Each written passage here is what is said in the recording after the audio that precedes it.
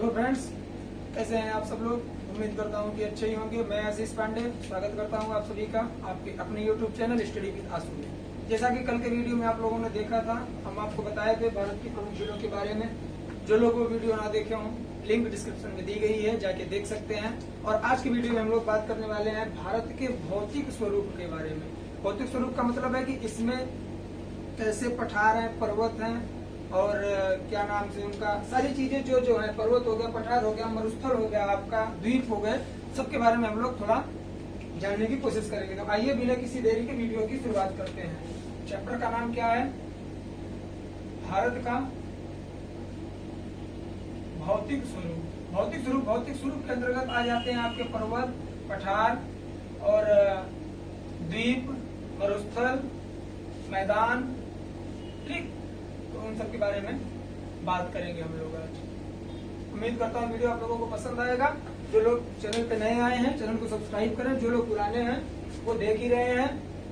मुझे नहीं लगता कि कोई ऐसी टॉपिक होगी हमारे वीडियो की जो आप लोगों के समझ में नहीं आई होगी। तो आइए बात करते हैं। सबसे पहले हम किसकी बात करेंगे? पर्वत। पहले बता दें क्या क्या इसमें बात करनी है। पर्वत, पठार, मैदान,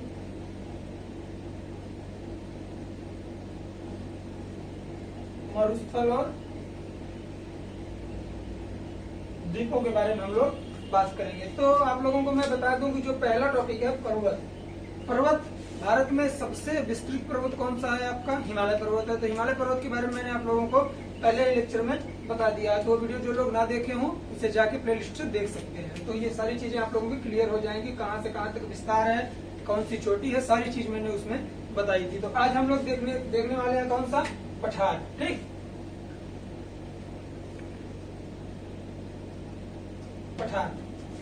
पठार के अंतर्गत कौन कौन सी चीजें आते हैं, कौन कौन से पठार हैं जो मुख्य तौर पर देखे जाते हैं? तो आप लोगों ने एक पठार का नाम सुना होगा, भारत का रूर। भारत का रूर किसे कहते हैं? छोटा नागपुर का पठार कहाँ है? झारखंड में है। आइए पहले मैप पे समझ लेते हैं। ये झारखंड की अवस्थिति है। यहाँ पर, यहाँ झारखंड में कौन सा पठार पाया जाता है? आपका छोटा नागपुर का पठार।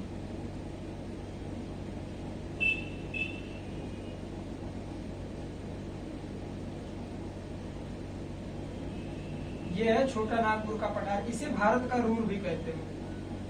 हर एग्जाम में यहाँ से क्वेश्चन बनता है, ठीक।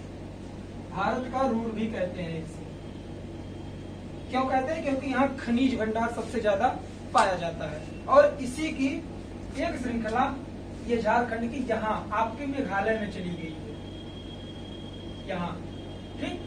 तो यहाँ पर क्या मुख्य तौर पर पाया जाता है? जो मेघालय में इसकी श्रृंखला गई है वहाँ गारो, खासी, जयंतिया, गारो, खासी, जयंतिया,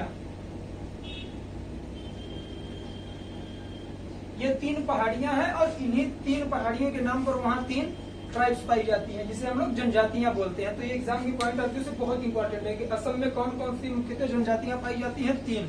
कौन सी है? गारो, खासी, जयंतिया। और ये तीन पहाड़ियां भी हैं। किसका हिस्सा है? ये छोटा नागपुर पठार का हिस्सा है ये। उसके बाद हम लोग देखेंगे आपका ये विंध्याचल पर्वत है, जो भारत को दो बराबर भागों में बांट देता है। उसके नीचे आपकी कौन सी आती है श्रेणी? सतपुड़ा श्रेणी, ठीक। तो मैंने नदी अपवाह तंत्र में आप लोगों को बताया था कि इन विंध्याचल श्रेणी और आपकी सतपुड़ा श्रेणी के बीच से नर्मदा नदी निकलती है, जो अमरकंटक से निकलती है। तो अमरकंटक से निकल के यहाँ आके बंगाल, इसमें अरब सागर में अपना डेल्टा बनाती थी, तो एस्चुरी का निर्माण करती थी। और इसके नीचे से कौन सी नदी निकलती थी? आपकी ताप्ती नदी निकलती थी। ताप्ती भी यहीं आके अरब सागर में गुजरात से मिलती थी। तो हम क्यों ये बताना चाह रहे हैं आप लोगों को, ये जो सतपुड़ा श्रेणी है और ये जो विंध्याचल श्रेणी है, इनके बीच से जो नदी प्रभावित होती है नर्मदा नदी, उसके नीचे से ताप्ती नदी प्रभावित होती है और ये भारत को दो बराबर भागों में बांट देता है। तो हम लोग सबसे पहले देखेंगे, इसमें अरावली श्रेणी है। ये आपका राजस्थान है, राजस्थान में एक अरावली श्रेणी पड़ती है, जिसे हमने बताया था आप लोगों को कि विश्व की सबसे पुरानी पर्वत श्रेणी ये है। और ये एग्जाम में हमेशा पूछता है कौन सी श्रेणी है ये, अरावली।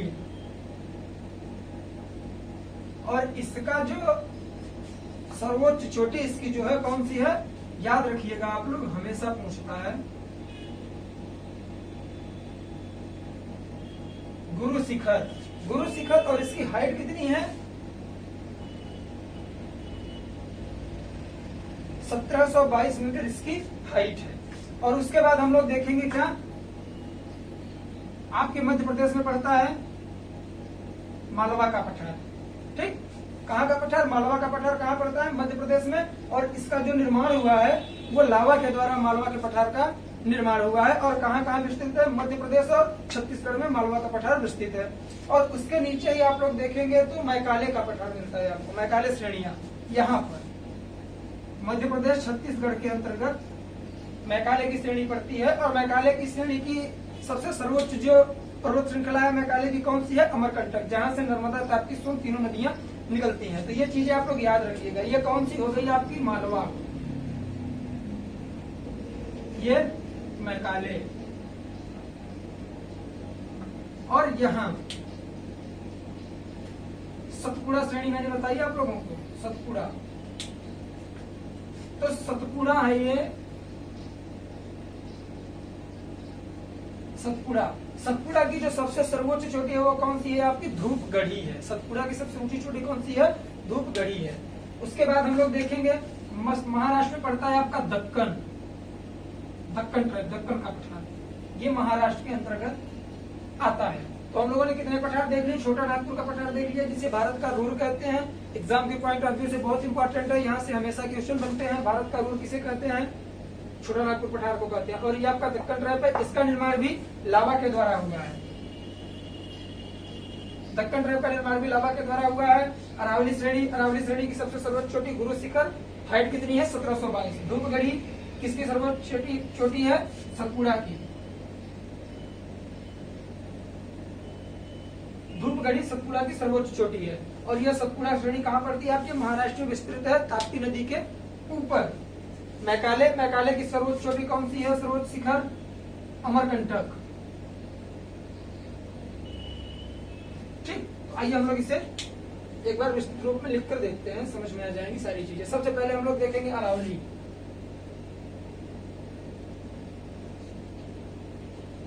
राजस्थान, राजस्थान गुजरात से दिल्ली तक है। इसकी सर्वोच्च चोटी कौन सी है, गुरु शिखर। हाइट कितनी है, 1722। फिर उसके बाद हम लोग देखेंगे कौन सी श्रेणी, सतपुड़ा श्रेणी, सतपुड़ा। इसकी सर्वोच्च चोटी कौन सी है, धूपगढ़ी। कहाँ विस्तृत है ये सतपुड़ा आपकी, एमपी। उसके बाद मैकाले, कहाँ पर विस्तृत है ये, मध्य प्रदेश, छत्तीसगढ़। और इसकी जो सर्वोच्च चोटी है कौन सी है, ये अमरकंटक। ये सारी श्रेणियां हो गई जो एग्जाम के पॉइंट ऑफ व्यू से बहुत इंपॉर्टेंट है, तो इसे आप लोग पढ़ लीजिएगा। ठीक, और उसके बाद हम लोग बात करने वाले हैं किसकी, छोटा नागपुर का पठार, मोस्ट इंपॉर्टेंट लगा लीजिएगा इसमें। छोटा नागपुर का पठार कहाँ है, झारखंड में है। और किसके लिए ये विख्यात है, प्रसिद्ध है, खनिज। यहाँ सबसे ज्यादा खनिज संसाधन पाए जाते हैं और इसे भारत का रूर कहते हैं।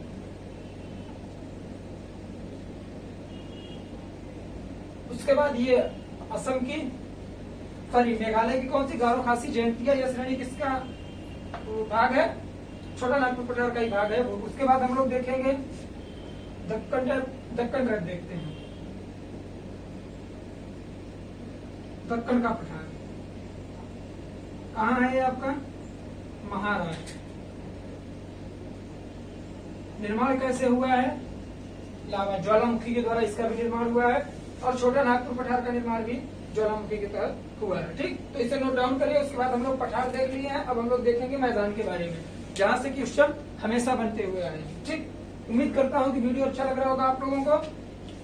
वीडियो एकदम बी कंसंट्रेट होकर देखिए, सारी चीजें यहीं पर क्लियर होने वाली हैं आपकी। ठीक है, तो मैं इसे रफ कर रहा हूँ। नेक्स्ट टॉपिक पर बात करने वाले हैं हम लोग, और वो कौन सा टॉपिक है आपका? मैदान। मैदान थोड़ा विस्तृत होगा, बड़ा होगा। बात करेंगे हम लोग मैदान के बारे में। पर्वत पहले बता दिए थे, पठार हो गया, अब मैदान है। मैदान मैदान अपनी भारत की भूमि का वह क्षेत्र है जहां पर सामान्यतः कृषि होती है, यह उपजाऊ क्षेत्र होता है। और इसका निर्माण कैसे होता है? मैंने नदी उपवाह तंत्र में आप लोगों को बताया था कि यहाँ से गंगा नदी तंत्र है, इधर सिंधु उपवाह तंत्र, ब्रह्मपुत्र उपवाह तंत्र, ये बहुत सारी मिट्टियां बहा कर लाती हैं और एक मैदान का निर्माण करती हैं। जब बाढ़ आती है तो वो सारी मिट्टियां छोड़ के जाती हैं, तो यहाँ की मिट्टी जो होती है वो जलोढ़ होती है। मैदान का निर्माण कैसे होता है? नदियों द्वारा। कौन सी मृदा पाई जाती है? जलोढ़। सॉरी, यहाँ लिख देता हूं मैं, जलोढ़ मृदा पाई जाती है। और जलोढ़ मृदा में भी दो भाग हैं, पहला बांगर और दूसरा खादर। बांगर और खादर दो प्रकार की मिट्टियां इसमें पाई जाती हैं, जो एक उपजाऊ होती है, एक अनुपजाऊ होती है। तो इसके बाद हम लोग देखेंगे कि इसमें जो नदी, ये सॉरी मैदान है, मैदानों में हम लोग देखते हैं कहाँ, ये जो मैदान मैंने आप लोगों को बताया नदियों द्वारा निर्मित मैदान है, और जो गंगा, ब्रह्मपुत्र और सिंधु के तहत निर्मित होता है, यहाँ उपजाऊ मिट्टियां भी पाई जाती हैं। तो उसके बारे में हम लोग बात करेंगे, बाद में वीडियो लेकर आएंगे सारी चीजों के बारे में, तो उस पर बात होगी एकदम विस्तृत तौर पर। आज हम लोग सिर्फ बेसिक तौर पर जानने की कोशिश कर रहे हैं, जहां से क्वेश्चन डायरेक्ट पुटअप होते हैं। तो मैदान का सामान्य परिचय हम लोगों ने देख लिया। अब बात करने वाले हैं, आइए दक्षिण भारत के मैदान में चलते हैं, प्रायद्वीपीय मैदान।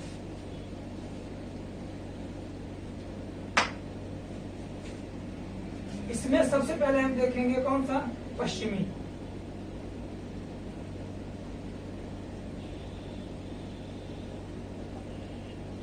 पश्चिमी घाट, आइए मैप के द्वारा समझते हैं पहले।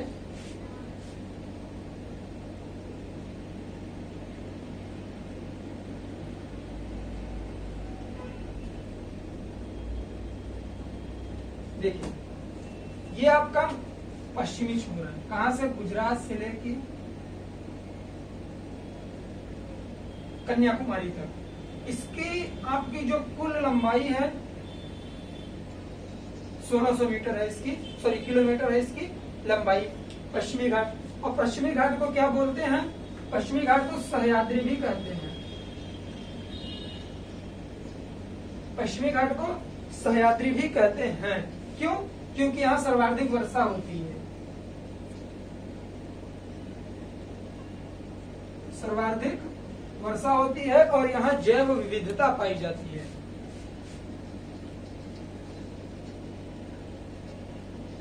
जैव विविधता पाई जाती है, सह्याद्री के नाम से जाना जाता है। तो इसमें जो कुछ इंपॉर्टेंट चीजें हैं, जैसे कि आपका ये पश्चिमी तट, पूर्वी तट हो गया, और ये पश्चिमी तट है। तो पूर्वी तट की अपेक्षा पश्चिमी तट की जो हाइट है वो ज्यादा है, इसीलिए मैंने अपवाद में बताया था कि यहाँ से काफी नदियां, जैसे आपकी गोदावरी हो गई, कृष्णा हो गई, ये यहाँ से निकल के बंगाल की खाड़ी में जाके डेल्टा बनाते हैं, क्योंकि यहाँ की जो हाइट है इसकी अपेक्षा ज्यादा है। तो इसके जो वो है, हम बांट देते हैं इसे, इसके नाम अलग अलग हैं, तट के नाम अलग अलग रखे गए हैं, 3 नाम रखे गए हैं, वो मैं बताता हूँ आपको। कौन से हैं? गुजरात से गोवा, पहले गोवा से कर्नाटक में कौन सी जगह है आपकी? मंगलुरु, और मंगलुरु से कन्याकुमारी तक। तो आइए देखते हैं, गुजरात से गोवा,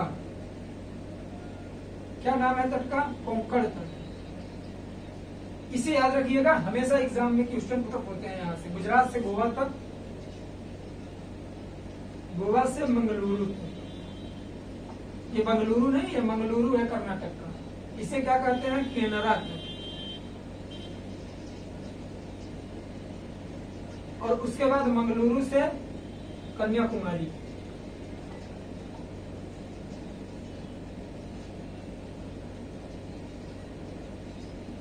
क्या नाम पड़ता है आपका? मालाबार तट। ठीक, इतनी सारी चीजें इंपॉर्टेंट है, इसे नोट डाउन करिए, फिर मैं बताता हूं आप लोगों को इसके बारे में। ये आपका पूर्वी तट कैसा है। पूर्वी तट आप लोगों को एकदम सतत नहीं दिख रहा है, ये सतत श्रेणी है। गुजरात से शुरू होता है, कन्याकुमारी तक विस्तृत होता है। मैंने स्टेट्स के नाम इसलिए नहीं लिखे क्योंकि कई बार मैं बना के मैं आप लोगों को समझा चुका हूं, तो उसमें आप लोगों को मुझे नहीं लगता कि ये समझने में दिक्कत हो रही होगी। ठीक, वीडियो में अंत तक बने रहे, सारी चीजें याद होने वाली हैं आप लोगों को। आइए देखते हैं अब हम लोग पूर्वी तट। पूर्वी तट आपका 3 भागों में पूर्वी तट भी बटा है। यहाँ आपकी कृष्णा नदी डेल्टा बनाती है और यहाँ गोदावरी, तो यहाँ कन्याकुमारी है। तो आइए देखते हैं सबसे पहले पूर्वी तट। इसका नामकरण भी 3 प्रकार से हुआ है। कन्याकुमारी से, कन्याकुमारी से कहां तक? कृष्णा नदी तक, कृष्णा जहां डेल्टा बनाती है वहां तक इसका जो नाम है वो क्या नाम है इसका? कोरोमंडल।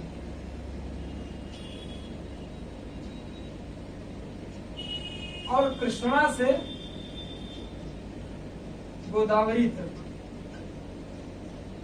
क्या नाम है इसका? गोलकुंडा। बहुत सिंपल, गोदावरी गोलकुंडा, ऐसे याद करें, कृष्णा कोरोमंडल याद हो जाएंगे। और गोदावरी नदी जहां डेल्टा बनाती है वहां से पश्चिम बंगाल तक जहां तक है विस्तृत है, आगे यहां तक क्या नाम पड़ता है इसका? उत्तरी सरकार तट। उत्तरी सरकार तट। तो आइए एक इंपॉर्टेंट चीज हम लोग अब देख लेते हैं, जहां से हमेशा क्वेश्चन बनता होगा। देखिए, गौर से देखिएगा मैप की तरफ, उम्मीद करता हूं समझ में आएगा। ये आपका कौन सा तट हो गया? बोलिए। पश्चिमी तट। ये आपका कौन सा तट हो गया?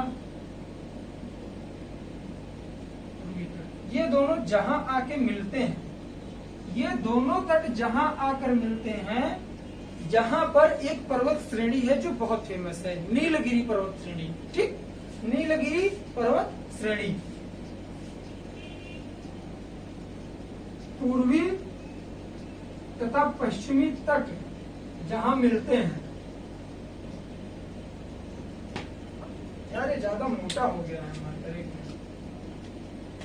पूर्वी तट और पश्चिमी तट जहां मिलते हैं, कौन सी पहाड़ी है?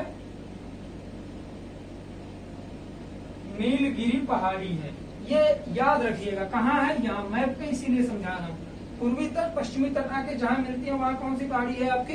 नीलगिरी पहाड़ी है, और ये बहुत फेमस पहाड़ी है। और इसकी जो सर्वोच्च चोटी है, उच्चता है, नीलगिरी की जो सर्वोच्च चोटी है क्या नाम है उसका? डोडा बेटा। और डोडा बेटा की टोटल हाइट कितनी है? 2637 मीटर। अरावली की सबसे ऊंची चोटी कौन सी थी? मैंने अभी आप लोगों को बताया, गुरु शिखर। उसकी हाइट कितनी है? 1722 पूछता है। डोडा बेटा, और ये दूसरी सबसे बड़ी चोटी है, दक्षिण भारत की दूसरी सबसे बड़ी चोटी है। अब माइंड में उठ रहा होगा कि पहली चोटी कौन सी है? तो देखिए, ये दोनों जहां मिलते हैं इसके जस्ट नीचे यहाँ तमिलनाडु में एक पहाड़ी आपकी पड़ती है, उसे क्या कहते हैं हम लोग? अन्नामलाई। अन्नामलाई पर्वत श्रेणी है। और इसकी जो सर्वोच्च चोटी है उसका नाम क्या है? अनाईमुड़ी। अन्नामलाई, अनाईमुड़ी। और इसकी हाइट कितनी है? 2696 मीटर, 2696। तो ये पहली है, सर्वोच्च चोटी है ये। दक्षिण भारत की सर्वोच्च चोटी कौन सी है आपकी? अन्नामलाई की कौन सी? अनाईमुड़ी। उसकी हाइट कितनी है आपकी? 2696 मीटर। और दूसरी कौन सी है? नीलगिरी, जो कहां पर मिलती है आपके? पूर्वी तट पश्चिमी तट जहाँ आके मिलते हैं वहीं पर नीलगिरी पहाड़ी है। नीलगिरी पहाड़ी की सर्वोच्च चोटी कौन सी है आपकी? डोडा बेटा। डोडा बेटा की हाइट कितनी है? 2637 मीटर। वो दक्षिण भारत की दूसरी सबसे बड़ी चोटी है। और पहली चोटी आपकी अन्नामलाई, सॉरी हाँ अन्नामलाई अनाईमुड़ी है। अन्नामलाई पर्वत श्रेणी की अनाईमुड़ी। उम्मीद करता हूँ इतनी सारी चीजें आप लोगों को याद हो गई होंगी। एक हिंट मैं आप लोगों को दे दूं, यहाँ पर जो स्थिति है आपकी उत्तरी सरकार में सबसे छोटी कौन सी है? महेंद्रगिरी नाम की सर्वोच्च चोटी है जो उत्तरी सरकार पर पड़ती है, यहाँ से यहाँ तक। ठीक, इसे नोट डाउन करिए। उसके बाद में आप लोगों को, मुझे नहीं लगता कि मैदान में कोई भी ऐसी चीजें हैं जो छूटी हुई हैं। जो छूटी होंगी आप लोग बुक से पढ़ सकते हैं, क्विज देख सकते हैं। तो आइए देखते हैं क्या हम लोग बात करने वाले हैं किस पर? मरुस्थल। मरुस्थल तो आप सब जानते हैं, भारत में सिर्फ एक ही मरुस्थल है, थार का मरुस्थल। थार का मरुस्थल कहाँ से? यहाँ राजस्थान में आपके यहाँ से शुरू होकर ऐसे पूरे राजस्थान से पाकिस्तान की भी कुछ दूरी तक कवर करता है। थार का मरुस्थल है। यहाँ पर कोई फसल नहीं होती, सारी चीजें सामान्य तौर पर होती हैं। अब लास्ट टॉपिक बचा आपका द्वीप। द्वीप ये अंडमान निकोबार द्वीप समूह और लक्षद्वीप, ये अरब सागर, ये बे ऑफ बंगाल। ठीक है, तो टोटल द्वीपों की संख्या मैंने कितनी बताई थी आप लोगों को? 247। मैं ये सब पढ़ा चुका हूँ। 247 जिसमें से 204 कहाँ पर हैं आपके? यहाँ पर अंडमान निकोबार द्वीप समूह में। बाकी 43 यहाँ, जिसमें से 43 अरब सागर में कुल द्वीप हैं, जिनमें से 36 आपके कहाँ पड़ते हैं? लक्षद्वीप में। टोटल भारत के अंतर्गत 247 द्वीप आते हैं जो काउंट किए जाते हैं। तो इनमें सबसे पहले हम लोग देखेंगे कि सर्वोच्च चोटी कौन सी है आपकी? अंडमान निकोबार द्वीप समूह में पड़ती है। द्वीपों की सर्वोच्च चोटी अंडमान निकोबार में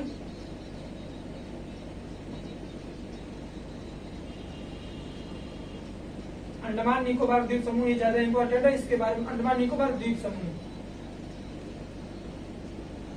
ठीक, इसकी सर्वोच्च चोटी अब कौन सी है? पूछता है अंडमान निकोबार की सर्वोच्च चोटी कौन सी है आपकी? Sandal peak. Sandal peak. और यहाँ दो आपके क्या मिलते हैं? अंडमान निकोबार द्वीप समूह में आपके दो ज्वालामुखी पाए जाते हैं। पहला कौन सा है? बैरन ज्वालामुखी। एग्जाम के पॉइंट ऑफ व्यू से बहुत इंपॉर्टेंट चीज है, क्योंकि यह भारत का सिर्फ एक ऐसा ज्वालामुखी है जो सक्रिय है। कहाँ पर है? अंडमान निकोबार द्वीप समूह में। दूसरा कौन सा है? नारकोंडम। नारकोंडम ज्वालामुखी, यह सुसुप्त ज्वालामुखी है।